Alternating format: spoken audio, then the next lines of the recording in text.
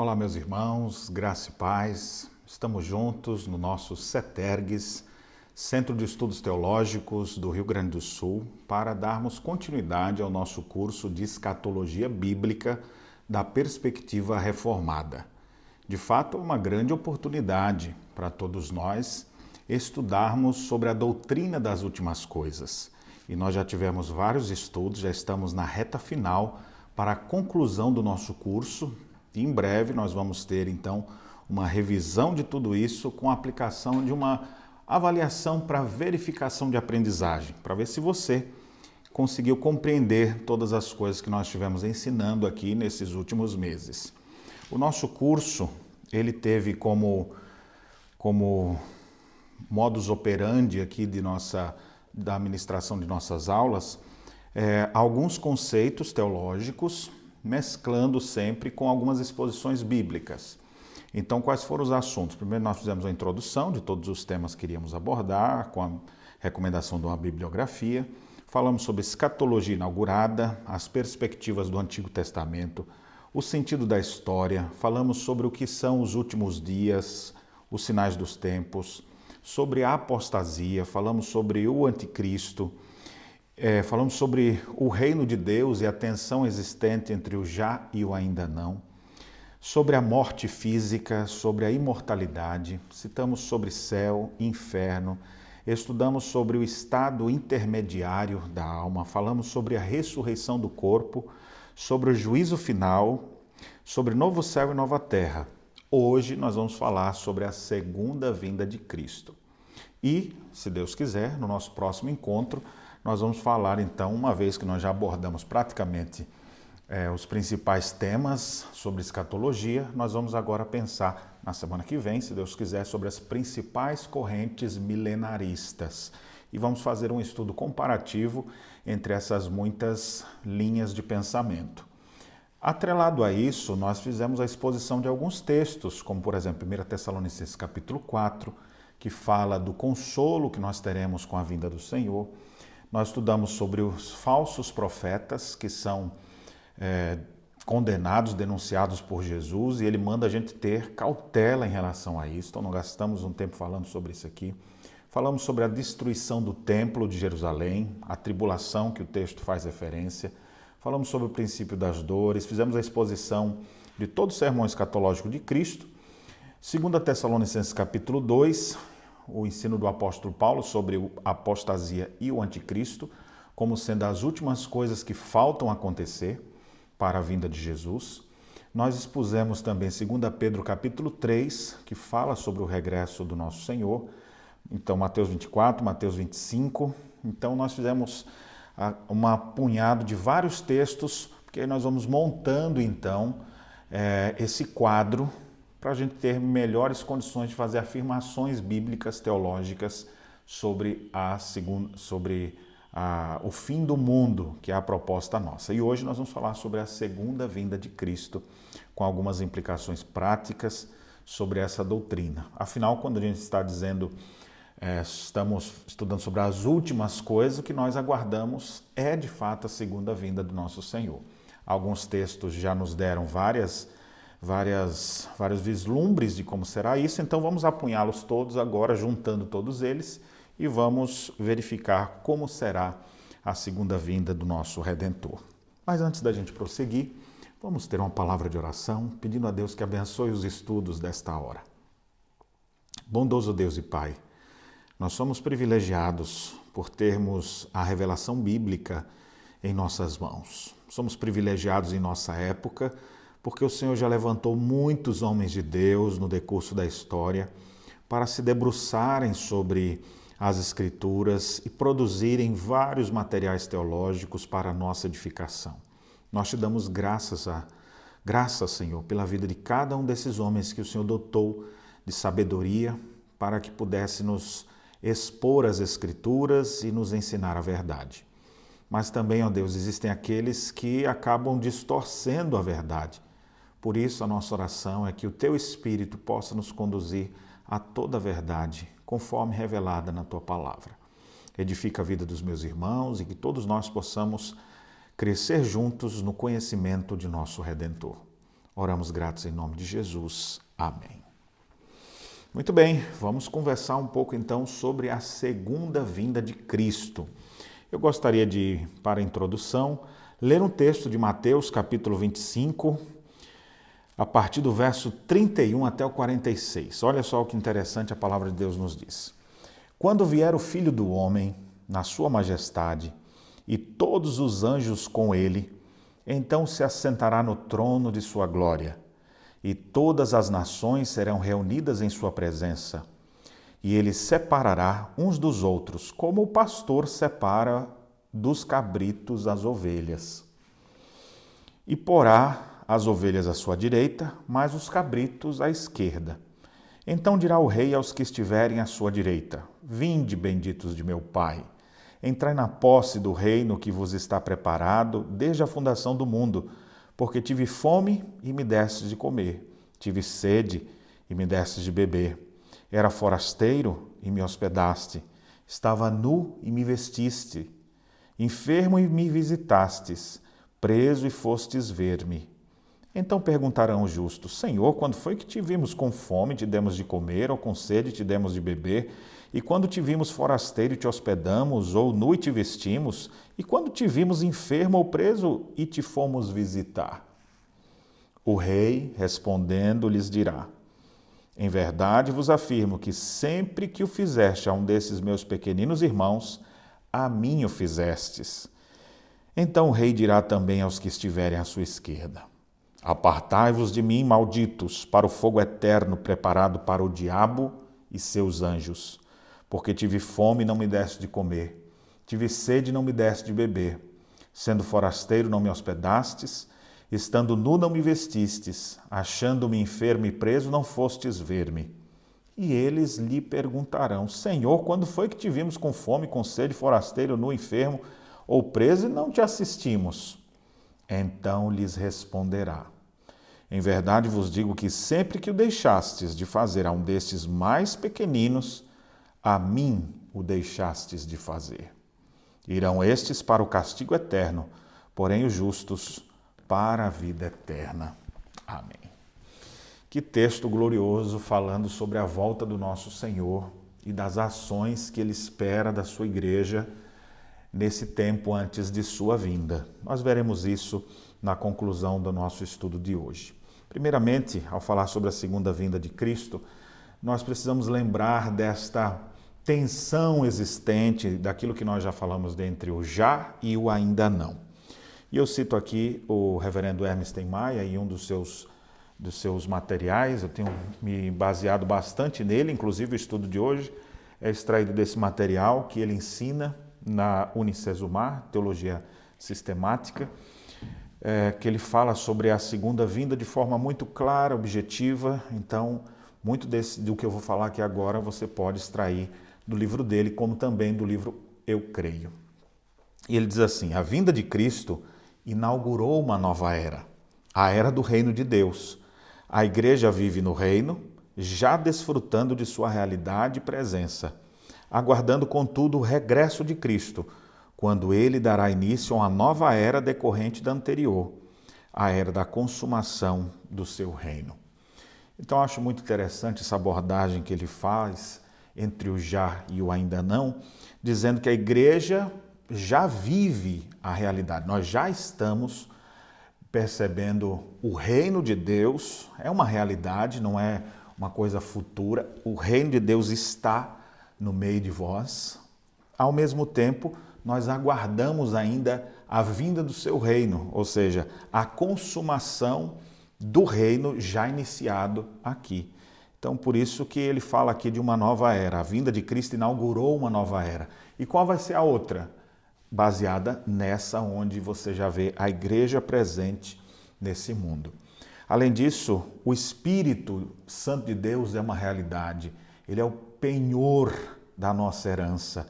Nós temos a certeza do seu regresso exatamente porque ele deixou-nos o seu Espírito.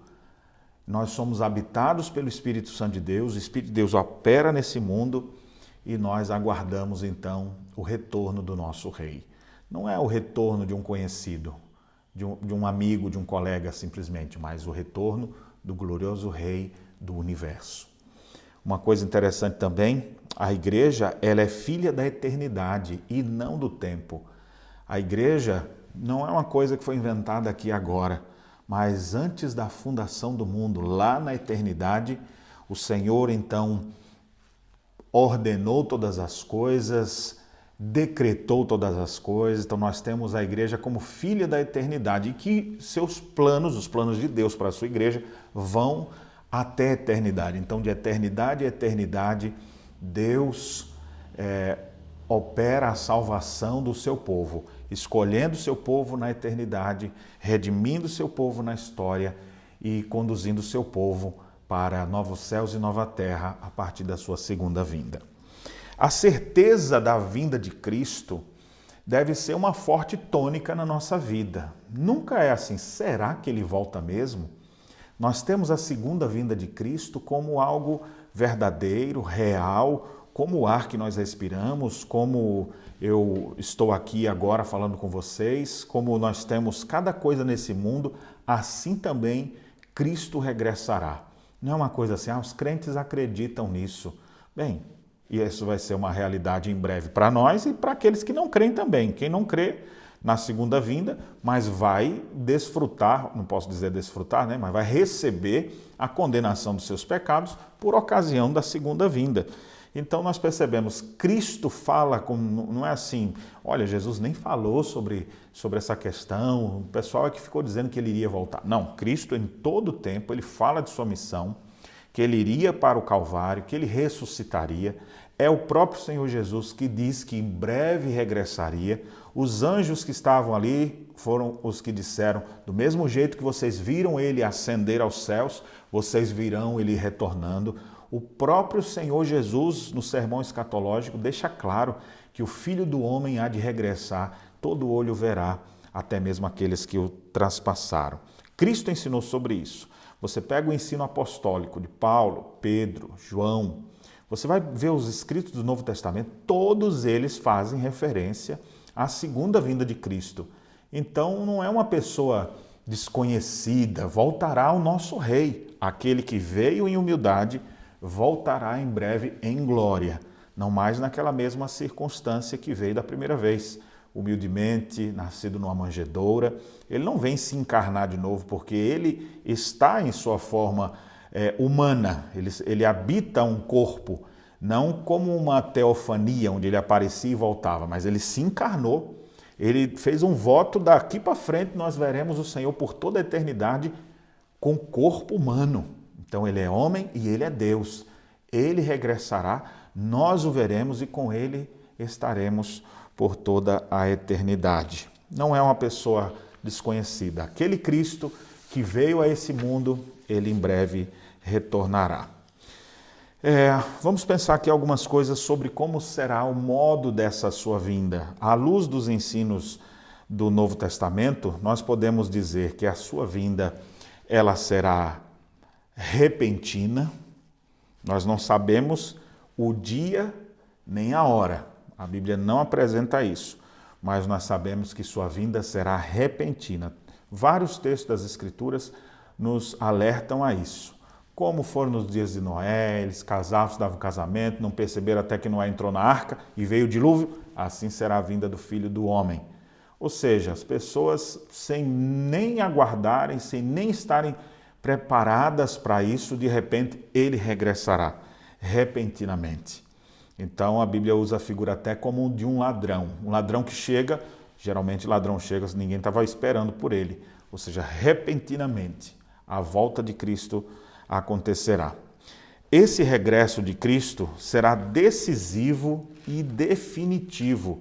Ele não vem assim, ele vai vir uma vez, aí ele vai fazer mais alguma coisa, já está quase resolvido, agora mais uma segunda tentativa e ele voltará de novo. Não. Quando Cristo vier, será algo definitivo para estabelecer o juízo final, para condenar Satanás e seus anjos e todos os réprobos, aqueles que não acreditaram, que não se converteram a Cristo, serão condenados. Ele então ressuscitará os mortos e conduzirá a sua igreja nessa nova realidade inaugurada, novo céu e nova terra por toda a eternidade. Então, sua vinda será decisiva e definitiva. Eu sei que existem grupos que, entre a primeira e a segunda vinda de Cristo, já dataram que Cristo veio a esse mundo e que ficou no tabernáculo para fazer uma purificação do tabernáculo espiritual no céu. Ou seja, essas doutrinas, embora existam grupos pelo mundo afora que afirmem isso, nós não temos respaldo nas Escrituras para isso. Sua vinda aconteceu, a primeira vinda de Cristo. Nesse meio tempo, até o momento, não veio o Senhor e ele por vezes nos alertou que muitos iriam aparecer dizendo, olha o Cristo, e não acrediteis. Quando ele aparecer, a Bíblia diz que todo joelho o verá. Todo joelho se dobrará, todo olho verá, até mesmo aqueles que o traspassaram. Então, será definitivo. Todos verão, será algo decisivo. Ele não vem assim só para buscar alguns ou coisa do tipo. Quando ele retornar, não vai dar tempo nem de você ver isso numa reportagem de TV, porque a TV vai ser o céu aberto e todo mundo contemplando o glorioso Rei do Universo, vindo com todo o seu fulgor para essa terra. A Bíblia também diz que essa manifestação de sua vinda será pessoal. Observe o que diz aqui. Eu estava fazendo referências aqui, mas eu queria lembrar para vocês, Atos dos Apóstolos, quando as pessoas perguntaram ali para Jesus, nos momentos finais dele aqui, depois da ressurreição, antes de sua ascensão. E eles perguntaram, Senhor, será esse o tempo de que restaures o reino a Israel? Respondeu-lhe, não vos compete conhecer tempos ou época que o Pai reservou para a sua exclusiva autoridade. Ou seja, quem vai... O dia e o momento disso só Deus sabe, não é para ninguém ficar questionando. É para ficar preparado, mas não é para ficar datando isso, dizendo que foi assim ou daquela outra forma. Mas então o Senhor, quando disse essas coisas, diz o verso 9, dito essas palavras, foi Jesus elevado às alturas à vista deles, e uma nuvem o cobriu de seus olhos. E estando eles com os olhos fitos no céu, enquanto Jesus subia, eis que 2 varões vestidos de branco se puseram ao lado deles e lhes disseram, varões galileus, por que estáis olhando para as alturas? Esse Jesus que dentre vós foi assunto aos céus, virá do modo como viste subir. Ou seja, a manifestação de Cristo será pessoal, do mesmo jeito que eles estavam ali conversando com Jesus e de repente o Senhor foi elevado às alturas até que foi coberto pelas nuvens. A Bíblia diz que como eles viram aquele Jesus, esse Jesus voltará. A única coisa que vai ter de diferente é que ele não vem mais em um estado de humilhação, de limitação, mas ele vem todo o seu fulgor e glória. Imagine o Rei do Universo. Na semana passada, quando estudamos sobre Novo Céu e Nova Terra, fala que no Novo Céu e Nova Terra não precisa da luz do sol, porque a glória do Senhor esclarece tudo. O Cordeiro é a lâmpada que ilumina tudo. A glória de Cristo é muito mais fulgurante do que qualquer estrela desse universo que foi criado por Ele mesmo. Então nós não temos nem ideia da glória que existe nas mãos do nosso Senhor. E é exatamente assim que Ele voltará. Então nós veremos a pessoa de Jesus Cristo do mesmo jeito que veio, retornando para cá na sua segunda vinda para estabelecer todas as coisas. Outra informação que nós temos aqui também, nesse texto de Mateus, que fala do sermão escatológico, é que será algo visível, todo olho verá, e audível. O texto fala com estrepitoso estrondo, ou seja, todo olho verá e todos ouvirão, como som de muitas águas, quando o Filho de Deus retornar a essa terra, e todos estarão prostrados diante dele. Então será algo repentino, será algo decisivo e definitivo, será algo pessoal, será visível, audível, será física, né? A sua manifestação. Não é assim, Jesus virá em espírito, não, ele vem fisicamente, do jeito que vimos subir, ele regressará. E será algo triunfante, glorioso, como nunca se viu até então. A glória de Deus se manifestará sobre esse mundo de tal maneira que nós não temos nem ideia, mas será algo triunfante, glorioso e para nos levar para o nosso último estado de glorificação. Nós, eu digo, a sua igreja. Que coisa maravilhosa, né? É pensarmos sobre essas realidades. Nós só podemos mesmo, ao perceber isso, tributar a Deus honra e glória e dizer: vem logo, Senhor Jesus. Maranata, vem logo, Senhor Jesus. Qual é o propósito da vinda de Cristo? Por que nós estamos aguardando? O que vai acontecer com a sua segunda vinda? Primeiro, a manifestação do seu reino. Como eu disse no início, nós estamos nessa tensão. O seu reino já está, mas ainda não. Então, o seu reino será manifestado plenamente. Ele já está no nosso meio, mas será inaugurada agora a consumação do seu reino por toda a eternidade. Segundo propósito da vinda de Cristo, ele vem para ressuscitar os mortos e para transformar os vivos. Aquele texto foi um dos primeiros que nós estudamos, 1 Tessalonicenses 4, que diz que quando ele regressar, ele trará em sua companhia os que dormem, as almas dos crentes de todas as épocas que estão na presença do Pai. Então ele voltará, os mortos ressuscitarão primeiro, todos, desde o primeiro até aquele momento. E os vivos, os que ficarem naquele momento da segunda vinda de Cristo, serão transformados num abrir e piscar de olhos. Então, com a vinda de Cristo, se consumará então a ressurreição dos mortos e a transformação daqueles que estiverem vivos. Também, com a vinda do Senhor, se estabelecerá o julgamento final. Ele vem para julgar todos os homens. A Bíblia diz que importa que todos compareçam diante do tribunal de Cristo. Ainda que alguns, os crentes, no caso, comparecerão a esse tribunal não para receberem juízo, porque eles já não entram em juízo, mas passam da morte para a vida, mas todos comparecerão diante do tribunal de Cristo. Então, é o dia de julgar os vivos e os mortos, é dia de julgar todos os homens e os anjos. Também o propósito de sua vinda é para trazer libertação à sua igreja. Nós estudamos que nos últimos dias haveriam tempos maus e que surgiriam dois eventos escatológicos finais, que seria a apostasia, ou seja, um grande esfriamento da fé, e no tempo dessa apostasia, desse abandono das verdades bíblicas, surgiria o homem da iniquidade, o anticristo. Então, esses dois eventos finais, eles são mencionados na Bíblia como sendo o tempo da grande tribulação, a tribulação mais ferrenha sobre a face da terra, sobre a sua igreja. Igreja essa que vai ser perseguida, que vai intensificar essa perseguição, essa opressão, as calúnias contra a igreja, ou seja, todo peso, todo mal que vai vir sobre a igreja, o Senhor voltará para libertar a sua igreja. Então, de todas essas coisas que estarão fazendo com a sua noiva. Então ele vem para libertar a sua igreja. Que coisa maravilhosa, né? Você que gosta de filmes de resgate, então nós sabemos que os homens desse mundo, Satanás e seus demônios, estão furiosos tentando destruir a vida dos crentes. Ele não pode fazer isso, né? Só até onde Deus deixar a ação deles. A Bíblia diz que ai da terra, porque o diabo desceu até vós cheio de grande ira, sabendo que pouco tempo lhe resta. Então, por saber disso, ele vai procurar atazanar, tentar destruir tudo que ele puder. E o Senhor, que contempla a sua noiva, ele vem para libertar a sua igreja de toda a opressão que Satanás queira trazer sobre ela.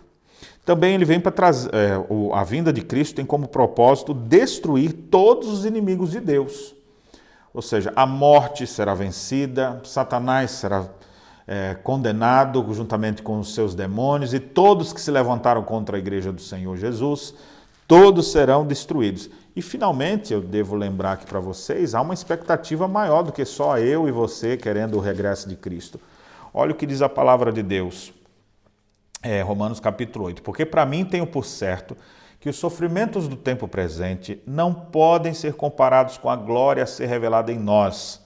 A ardente expectativa da criação aguarda a revelação dos filhos de Deus, pois a criação está sujeita à vaidade, não voluntariamente, mas por causa daquele que a sujeitou, na esperança de que a própria criação será redimida do cativeiro da corrupção, para a liberdade da glória dos filhos de Deus. Então, Paulo ainda diz assim, porque sabemos que toda a criação a um só tempo geme e suporta angústias até agora. Então o Senhor, com a sua vinda definitiva, o seu regresso, ele vem para restaurar todo o cosmos, todo o universo, né? Ou seja, a criação aguarda ser redimida, porque assim como o pecado de Adão trouxe maldição sobre todo o universo, então por meio da obra de Cristo e a consumação de seu reino, na sua segunda vinda, ele trará então restauração para todo o universo, eliminando todo o pecado e restaurando todas as coisas. Por isso que a Bíblia diz que o Filho do Homem veio buscar e salvar o que estava perdido. Ele iniciou isso aqui e em breve virá para consumar esses planos eternos. Muito bem, que coisa maravilhosa é saber que o nosso Redentor em breve regressará. E ele não vem porque está sem ter o que fazer, não. Na hora certa, no tempo determinado por Deus, ele manifestará o seu reino, virá ressuscitar os mortos, transformar os que estiverem vivos, julgar todos os homens, libertar a sua noiva, a igreja, de toda opressão, destruir todos os inimigos de Deus e restaurar a sua criação, todo o cosmos sendo restaurado para a glória do seu nome. Quais devem ser as nossas atitudes em relação a essa bendita manifestação da sua segunda vinda, que nós a temos como certa? Para nós não é uma conjectura, uma hipótese, nós entendemos que Cristo regressará, conforme ele mesmo relatou, conforme seus apóstolos ensinaram, a igreja acredita no retorno do rei. Nosso rei saiu e em breve voltará. Não nos deixou órfãos, deixou-nos o selo do seu espírito, o penhor da nossa herança, para que tivéssemos plena convicção de que ele não nos deixou aqui sozinhos. Em breve ele regressará. E a igreja de Cristo, toda a igreja, aguarda o glorioso retorno de nosso Senhor Jesus. Muito bem, vamos pensar em algumas aplicações práticas disso? Se você tiver algumas perguntas sobre a segunda vinda, não deixe de fazer, você pode colocar aí que oportunamente nós iremos responder para você se ela não foi respondida durante o estudo de hoje ou em outros estudos que nós tivemos. Vamos pensar aqui algumas atitudes. Primeiro, vamos ver quais são as atitudes erradas que a Bíblia condena, que nós não devemos ter e que é comum entre as pessoas que acabam tendo. Quais são as atitudes erradas para com a segunda vinda? Primeiro, indiferença. Da pessoa ver se Cristo vai voltar ou não. A pessoa está lá indiferente. A Bíblia diz que essa é uma atitude completamente errada. Nós não podemos ser indiferentes em relação ao retorno do nosso rei. É por isso que a Bíblia conta várias parábolas, como se contando assim, um rei que saiu para uma terra distante e os servos, por perceber que ele não estava lá, começaram a se embriagar, começaram a fazer aquilo, vivendo como se ele nunca mais voltasse. Até que de repente ele chega e traz condenação sobre aquelas pessoas. Nós não devemos viver indiferentes. E a minha pergunta para você, você está indiferente com relação ao retorno de Cristo, à sua manifestação? Nós devemos considerar como algo extremamente relevante, grave e que merece toda a nossa atenção pensarmos sobre a sua segunda vinda. Segunda atitude errada, desconfiança. Será que é mesmo? Tem gente que diz isso, aquele outro disse isso, tem aquele outro que nem acredita que isso vai acontecer. Tem pessoas que ficam desconfiadas. Bem, para os cristãos, sua confiança está na palavra. O ponto de contato nosso da fé, o gancho, onde é que a nossa fé está alicerçada? Ela está alicerçada nas verdades das Escrituras, revelação de Deus, verdade bíblica, autoritativa, inerrante, infalível. Essa palavra nos garante isso. Então, nossa fé está fundamentada aqui. Então, não posso ter desconfiança nisso. Minha confiança está totalmente depositada em sua palavra. Não desconfie. Entregue-se e confie nas verdades daquele que promete estar conosco em todo o tempo. Então, a desconfiança deve ser deixada de lado. Outra coisa, tem pessoas que ficam inertes. Desde o primeiro século, tinha uns que falam, Cristo vai voltar, então vamos esperar. E ficam ali, vamos ficar aguardando aqui. Não é para ficar inerte.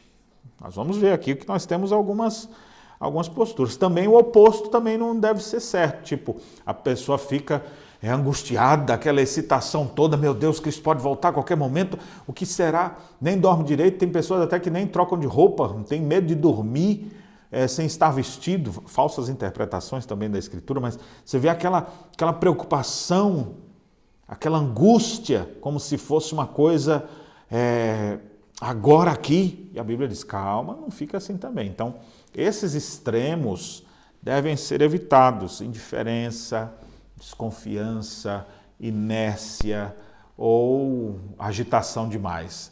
Nós devemos ter atitudes corretas em relação à manifestação da segunda vinda de Cristo, que para nós temos como certa. Quais devem ser as nossas atitudes em relação a isso?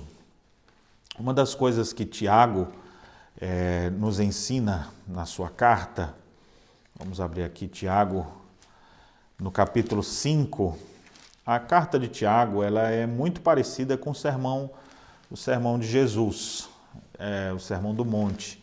Tem várias questões próximas.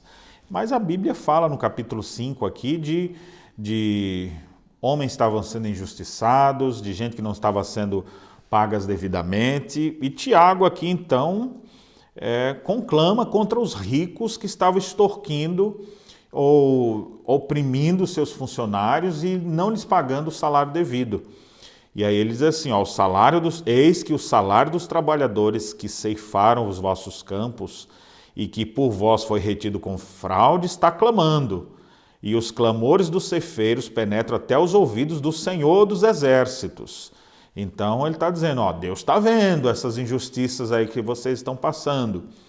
Vocês têm vivido regaladamente sobre a terra, têm vivido nos seus prazeres, e têm engordado o vosso coração em tempo de matança, tendes condenado e matado o justo, sem que ele vos faça resistência.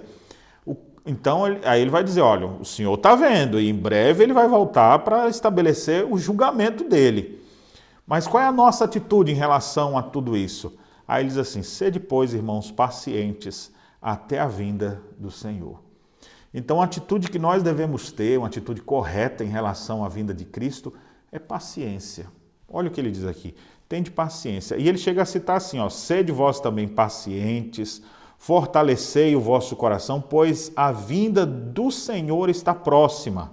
Irmãos, não vos queixeis uns dos outros, para não serdes julgados. Eis que o juiz está às portas, ou seja, Cristo em breve voltará. Sejam pacientes, fortaleçam o vosso coração, ou seja, fica firme na sua esperança, não desanime, busque o Senhor, está sendo oprimido, está tendo tempos ruins, você está sofrendo injustiças nesse mundo, tenha paciência, nosso Redentor está chegando, Ele colocará todas as coisas no seu devido lugar, Ele virá para julgar vivos e mortos.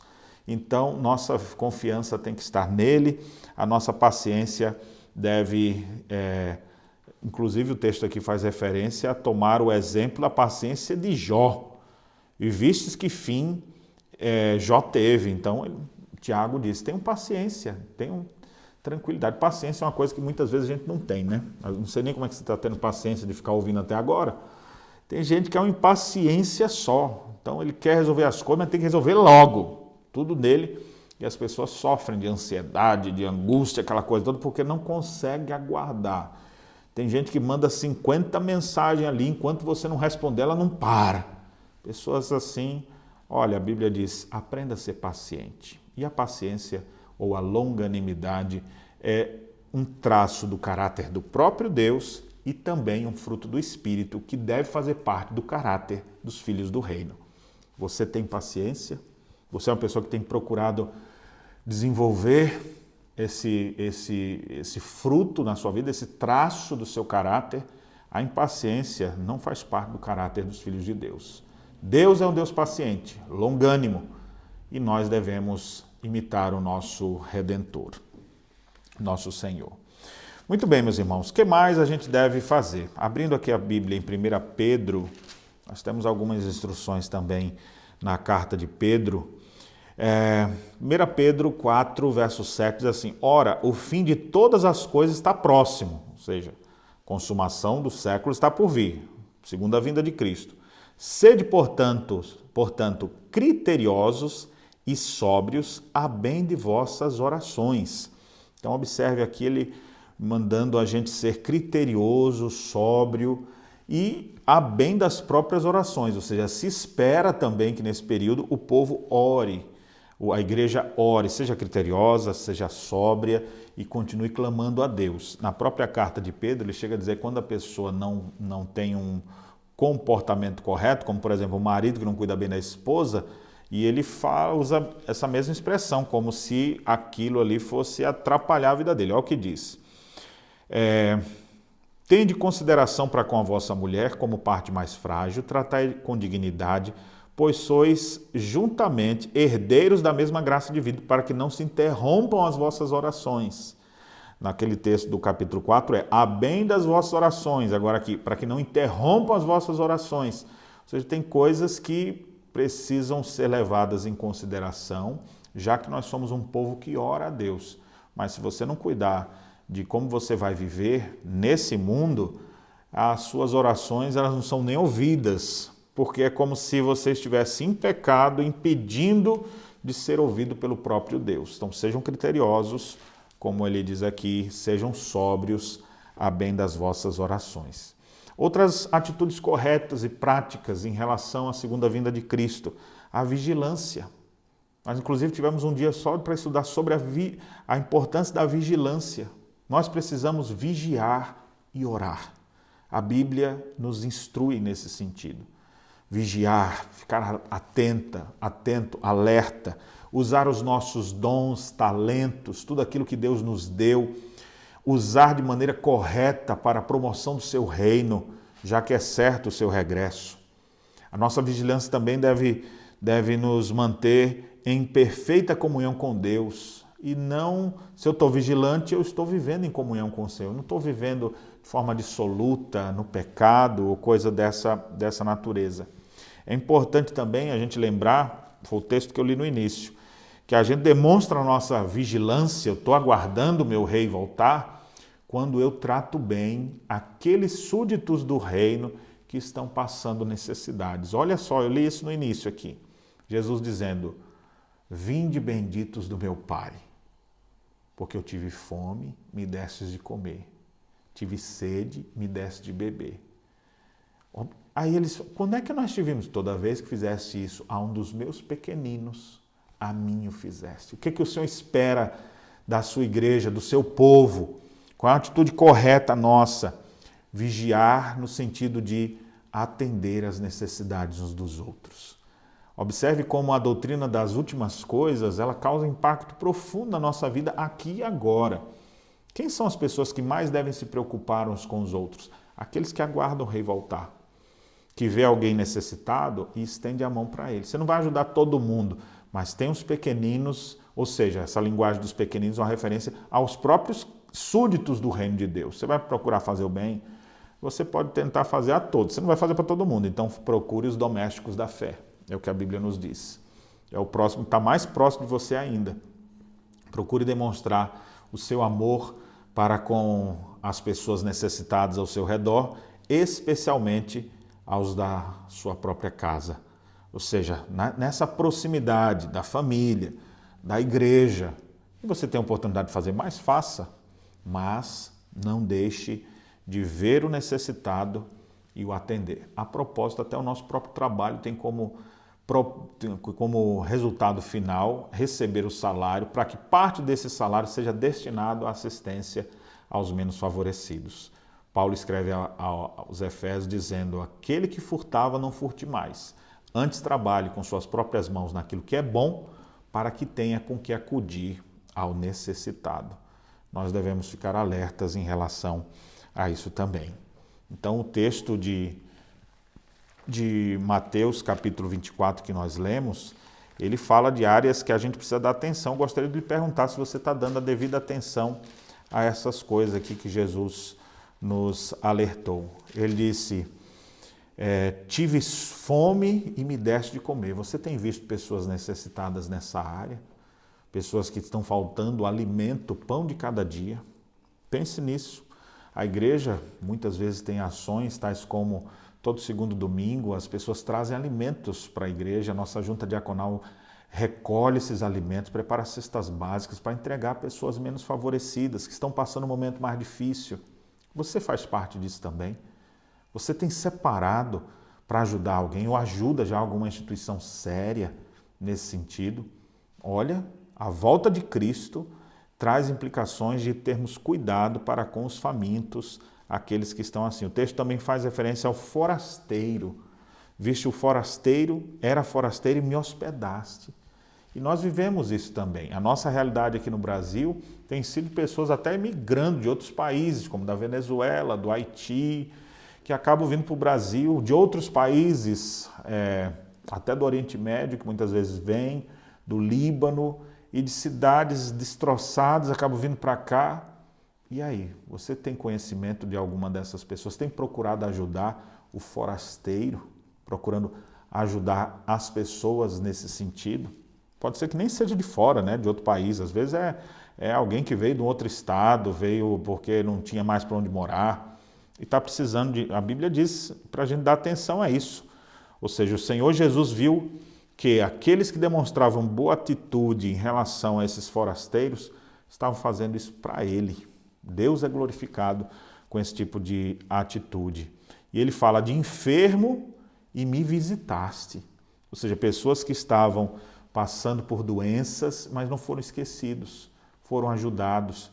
Como é bom quando a pessoa está doente e alguém chega lá para dar um abraço fraterno, para estar junto naquele momento de dor. Você tem feito isso? Você tem procurado ver qual é o estado dos seus irmãos? As pessoas que estão enfermas, você tem procurado visitá-los em suas enfermidades, dar uma palavra de conforto, ou até mesmo ir ao hospital onde eles estão. Isso é uma coisa que deve fazer parte da nossa vida, da nossa prática. Eu sei que muitas pessoas até dizem, eu gosto, eu tenho um dom de visitar as pessoas. Eu não tenho, eu não gosto de visitar ninguém. Pois bem, o caráter dos filhos dos reinos, dos filhos do reino de Deus, são pessoas que se preocupam com os enfermos e vão visitá-los em suas necessidades. Reveja isso se você não tem dado a devida atenção a esse assunto. E ainda nesse exemplo de Cristo, ele fala, preso e fostes ver-me. Ou seja, que coisa terrível deve ser uma pessoa presa, confinada dentro daquele lugar. Muitos estão ali pelos crimes que cometeram. Outros, como muitos casos, pessoas que estão presas e nem são os criminosos em si. Muitos criminosos estão soltos por aí. Mas a Bíblia diz, você precisa ir ver aquele que está preso. E eu acho muito interessante que o trabalho que é feito nas penitenciárias pelo Brasil afora é um dos poucos lugares onde as pessoas ainda dizem, venham trazer Bíblia aqui para esse pessoal. E às vezes tem um condenado ali que vai se converter ali. É claro, não vai trazer muito fruto para a sua igreja local, né? Porque o cara vai ficar preso, vai continuar lá. Mas Deus deseja que nós visitemos, e especialmente em circunstâncias como crentes perseguidos que foram presos, nós devemos nos envolver de alguma maneira, no sentido de ajudá-los, vê-los para que eles não se sintam desamparados. O apóstolo Paulo foi preso injustamente por causa do evangelho. E você percebe que a igreja se preocupava, mandando pessoas irem até ele, levando donativos até ele. Assim a igreja deve fazer. Aqueles que não dão atenção a isso, demonstram ser pessoas não regeneradas. Por isso é que o Senhor diz, apartai-vos de mim, porque eu tive fome, sede, nudez, vocês não foram atrás de mim. Quando foi que te vimos, Senhor? Toda vez que deixasse de fazer um desses meus pequeninos, a mim o deixasse de fazer. Deixou de fazer um dos meus discípulos, é como se estivesse fazendo para comigo. Observe como é sério esse assunto. Não deixe de dar atenção a essas coisas. Isso faz parte de nossa vigilância. Amar e servir aos súditos do reino de Deus que estão passando por alguma necessidade. Mais algumas coisas aqui, de atitudes corretas que nós devemos ter. Ainda nesse tópico da vigilância. Nós devemos vigiar para promover a paz. Romanos diz assim que no que depender de vós, tende paz com todos os homens. Nós somos os pacificadores, os filhos de Deus. Devemos promover a paz. E por último, aqui dentro dessa ideia de vigilância, Segunda Pedro, já no finalzinho, depois que ele fala sobre a vinda do nosso Senhor, e ele diz assim: por esta razão, esperando, empenhai-vos, tal, e mais adiante ele diz: antes crescei na graça e no conhecimento de nosso Senhor e Salvador Jesus Cristo. A Ele seja a glória, tanto agora como no dia eterno. É porque Cristo vai voltar que nós devemos ter a atitude de vigilância, de dizer, Ele não voltou ainda não, então é tempo de eu crescer mais no conhecimento. Antes crescei na graça e no conhecimento de nosso Senhor Jesus Cristo. Isso aqui também é dito no finalzinho da carta de Pedro, quando ele fala do retorno do nosso Senhor. Além disso, a gente tem que ter alegria. Eu espero a volta do Senhor. Como vai ser bom aquele dia, o dia em que o Senhor virá para me libertar do pecado, me libertar desse mundo vil. Como vai ser maravilhoso. E ainda aqui nesse texto de 2 Pedro, ele usa uma expressão interessante quando ele diz no capítulo 3, verso 12 assim. Verso 11. Visto que todas essas coisas vão assim ser desfeitas, deveis ser tais como os que vivem em santo procedimento e piedade, esperando e apressando a vinda do dia de Deus, por causa do qual os céus incendiados serão desfeitos e os elementos abrasados se derreterão. O Senhor voltando e trazendo juízo sobre a terra, juízo final, os elementos sendo destruídos. Antes disso acontecer, que acontecerá depois da segunda vinda de Cristo, ou na segunda vinda de Cristo, o texto então diz que enquanto ele não regressa, a atitude aqui que a gente deve ter. Já que as coisas vão ser assim, deveis ser como os que vivem em santo procedimento. Não é um procedimento bom aqui e agora, porque se eu ouvir essa mensagem agora eu vou fazer, no outro dia já esquece. É viver assim, viver em procedimento santo, fazendo aquilo que é certo, aquilo que é correto. Olha o que mais ele diz aqui, viver em santo procedimento, piedade, uma vida de devoção a Deus, uma vida que ora, que busca as coisas de Deus, alguém que tem o hábito de ir para a igreja. Quem vai para a igreja e tem esse bendito hábito, do ato de congregar, essa pessoa está evidenciando que aguarda o retorno do rei. Por que você reúne com seus irmãos? Não me reúne aqui porque é legal aqui a gente conversar, simplesmente não. Eu faço isso porque o Senhor ordenou isso e eu aguardo o seu regresso. Eu quero viver em santo procedimento, eu quero viver em piedade. E você? É isso que você quer também? Ou você, eu quero viver as coisas do mundo, eu quero viver a minha juventude, eu quero aproveitar. Olha, pessoas que pensam dessa maneira evidenciam que não conhecem o Senhor e vão ouvir no último dia: apartai-vos de mim, malditos, para o fogo eterno, preparado para o diabo e seus anjos. É isso que você deseja para a sua vida? Arrependa-se e creia no Senhor Jesus antes que seja tarde demais. Então, nesse sentido, é que ele diz no verso 12, esperando a vinda do dia de Deus e apressando a vinda do dia de Deus. A ideia de apressar aqui, a gente não vai mudar o dia. Qual é a ideia aqui? Nós já explicamos isso outrora, quando fizemos um estudo específico só de 2 Pedro capítulo 3. Se você quiser saber maiores detalhes, você pode procurar na nossa playlist aí sobre escatologia, que você vai ter um estudo só de 2 Pedro capítulo 3. Mas eu mostrei ali que a palavra apressando, de onde vem o verbo espido, da ideia de alguém que está com um desejo ardente por aquilo, né? Então a ideia é a pessoa esperando e ansiando por aquele dia, aguardando o retorno dele. E como é que eu faço isso, pastor? Observe, tem algumas maneiras de você demonstrar essa ânsia da glória, esse desejo de que o rei retorne logo. Uma das coisas que a gente faz é participar da Santa Ceia. Você já parou para pensar nisso? Toda vez que a gente participa da Santa Ceia, é lido um texto que fala sobre ela, geralmente 1 Coríntios 11, e lá Paulo diz, porque todas as vezes que comerdes esse pão, beberdes desse cálice, anunciais a morte do Senhor até que ele venha. Ou seja, a Santa Ceia anuncia a volta do Senhor. E nós devemos ter esse anseio: vem, Senhor, vem logo. Vem, Senhor. Não vemos a hora de morar em novo céu e nova terra, de ver esse mundo caído sendo transformado e o Senhor restaurando o universo. Vem logo, Senhor. Então essa deve ser a nossa atitude. Também dá a ideia aqui de atitudes de arrependimento. ou seja, um coração compungido, um coração arrependido, que deixa de lado os pecados, procurando viver de forma correta. E uma outra tônica que é importante, uma atitude correta nossa, que enquanto nós ansiamos o retorno do Rei, eu falo, vem Senhor Jesus, eu quero tanto que o Senhor venha para condenar os pecadores e trazer salvação à tua igreja. Aí você olha assim para o lado, esse aqui é um pecador. Eu não tenho prazer em ver, tu vai para o inferno agora. Não, meu prazer é que esse aqui também vá comigo para a glória do céu. Então o que a gente faz? Já que a gente não sabe o que vai acontecer com as pessoas, a gente prega, a gente evangeliza.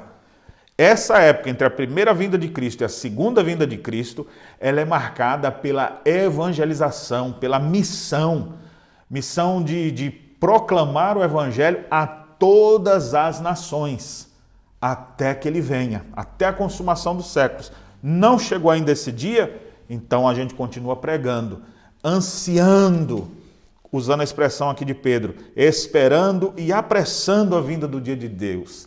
Você viu como é que Jesus ensinou-nos a orar? Ele diz assim, venha o teu reino. Quando a gente ora dizendo, Senhor, que venha o teu reino, eu sou um promovedor desse reino, estou me comprometido com isso. Venha o teu reino. O Senhor disse que é época de evangelizar, então, Senhor, me ajude a evangelizar os povos, as pessoas ao meu redor, aqueles que ainda não te conhecem, me ajude a evangelizá-los. Assim que nós devemos proceder. Eu cito aqui um comentário aqui do Huckman, falando sobre isso. Ele diz assim, o período entre a primeira e a segunda vinda de Cristo é a era missionária por excelência. Esse é o tempo da graça, um tempo em que Deus convida e insta com todos os homens para que sejam salvos. Então, olha que interessante, é isso mesmo, entre a primeira e a segunda vinda é a época missionária por excelência. E assim nós devemos ter, ele fala isso nesse livro aqui, A Bíblia e o Futuro. E o reverendo Hermes Teimai ainda diz assim, a igreja evangeliza porque anseia pelo regresso triunfante de Cristo. Ele não evangeliza só porque ama aquela pessoa. Eu quero que venha e será pregado essa mensagem, todo mundo, então virá o fim. É assim que diz a Bíblia. Então, enquanto eu aguardo o retorno do rei, eu vou pregando. Não tem uma época assim, não precisa pregar mais não, é só aguardar ele voltar. Não é assim que a Bíblia ensina. Essa não é a atitude correta, inércia. Se eu ficar ali esperando, não, a Bíblia nos ordena a pregar. Ainda que o Hermes diz assim, desta forma a evangelização tem em seu conteúdo uma conotação escatológica. Ou seja, quando a gente pregar, quando a gente anunciar Cristo, é como se a gente estivesse dizendo, meu Senhor está para voltar, é bom você se arrepender logo. Imagine se ele chegasse agora, e aí, para onde iria? Louco, essa noite pedirão tua alma, para quem será? Então a nossa própria pregação, ela tem uma conotação escatológica, tanto a motivação da gente pregar, eu prego aguardando o retorno do meu rei, como no próprio conteúdo da nossa mensagem também tem essa tônica. Nós somos os embaixadores do reino de Deus aqui na terra. E você chega dizendo, rapaz, meu Senhor está vindo aí com seus exércitos. Eu, se fosse você, se aprumava logo enquanto tem chance, porque vai chegar uma hora que já não vai haver chance nenhuma.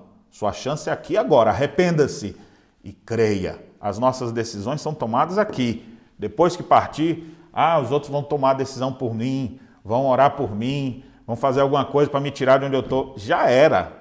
Cada um é responsável pela sua vida e dará conta de si diante de Deus. Assim nós devemos ter a nossa consciência tranquila para viver para a glória de Deus. Eu quero finalizar trazendo aqui algumas implicações práticas sobre a segunda vinda de Cristo.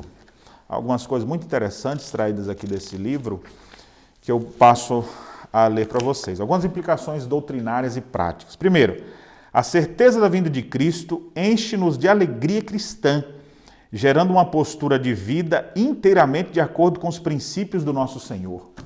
Quem vive pela fé no Filho de Deus e aguarda o seu regresso, procura viver como ele mandou viver. Uma vida inteiramente de acordo com os princípios do que ele mesmo nos ensinou. Aqui uma citação de Calvino. Olha como é interessante aqui. É estulto e temerário que coisas desconhecidas mais profundamente...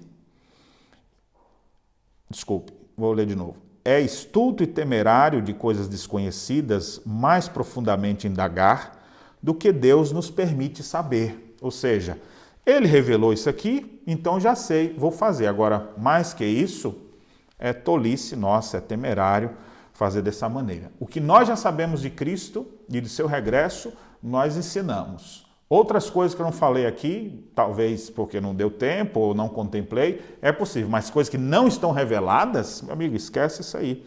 É estulto e temerário.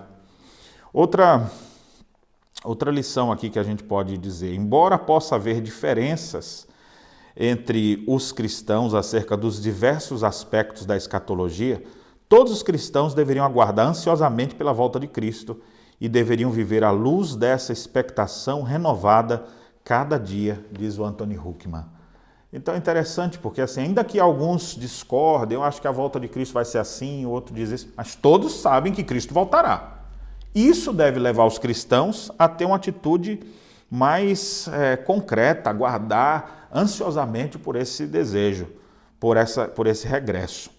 A igreja já é vitoriosa em Cristo, contudo, ela atenta para a palavra de Deus, a fim de viver dignamente no já do reino, aguardando a consumação da sua salvação, que já lhe está assegurada.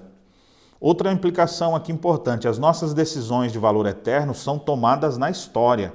Hoje é o dia aceitável da salvação. Após a vinda de Cristo, a história chegará ao seu fim e o que fará diferença de fato é se temos ou não a Jesus como nosso Senhor e Salvador. E essas coisas são aqui agora. Por isso que, enquanto se ouve esse estudo, decisões importantes precisam ser tomadas em seu coração para viver para a glória de Deus e agradá-lo. Ora, a morte está para cada indivíduo como a segunda vinda está para a humanidade inteira. É certa a vinda do nosso Senhor. Todo mundo, todos os seres humanos serão impactados com isso. Até os que morreram ressuscitarão e receberão castigo eterno ou glória eterna. Os que estiverem vivos serão transformados. Meus irmãos, se Jesus admite ignorância na data de sua volta, então evidentemente ninguém ousará alegar tal conhecimento. Uma confissão sincera da ignorância não será, portanto, simplesmente permissível e prudente, mas um reflexo da mente de Cristo. Nós não afirmamos quando Cristo virá, porque Ele realmente não nos deu isso. Jesus admitiu isso e nós devemos ter a mesma postura. Por último, eu gostaria de terminar aqui com uma citação de Calvino, que ele diz assim: nosso Senhor tem que aparecer procedente do céu. Esse é um dos principais artigos de nossa fé. Sua vinda não será inútil. Em consequência, temos que esperar essa vinda, aguardando nossa redenção e salvação. Não temos que duvidar dela, porque isso violará tudo que o nosso Senhor Jesus Cristo fez e sofreu. Pois, por que desceu a esse mundo? Por que foi vestido com carne humana? Por que ele foi exposto à morte? Por que foi levantado da morte e levado ao céu? Assim que esta vinda de nosso Senhor é para selar e ratificar tudo o que fez e sofreu por nossa salvação. Portanto, isso deveria ser o suficiente para nos fazer resistir a todas as tentações desse mundo.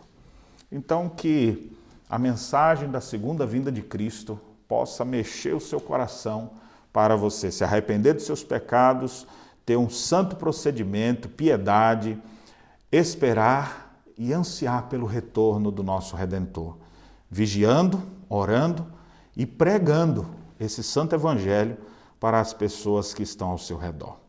Que Deus abençoe sua vida, que Deus nos abençoe e na próxima semana nós continuaremos já caminhando para o final dos nossos estudos de escatologia. Para a gente finalizar, vamos fazer uma oração.